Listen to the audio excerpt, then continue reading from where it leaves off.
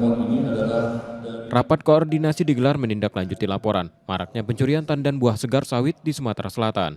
Identifikasi menunjukkan persoalan terletak pada proses hukum yang selama ini menggunakan delik umum sehingga banyak kasus masuk kategori tindak pidana ringan dan tidak menimbulkan efek jera.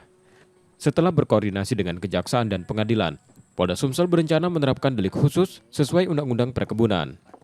Langkah ini sekaligus membahas masalah pendirian PKS tanpa kebun dan faktor penyebab pencurian, mulai dari kurangnya pengawasan hingga tekanan ekonomi.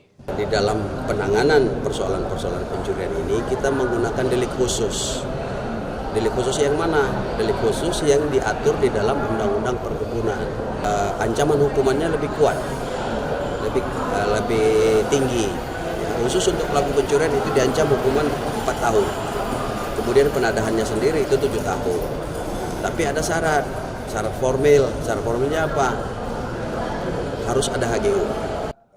Sepanjang 2025, tercatat 377 kasus terkait pencurian TBS terdiri dari pencurian, penggelapan, dan penada.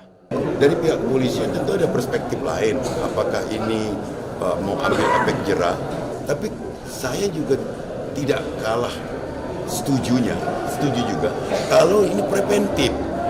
Mulai dari pencegahan misalnya perhatian berupa CSR yang kena sasaran, misalnya dengan pencegahan dengan pemasangan CCTV, ataukah dengan pengawasan yang ketat tapi humanis.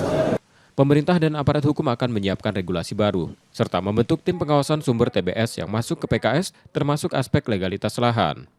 Muhammad Reza Pahlevi, Kompas TV, Palembang, Sumatera Selatan.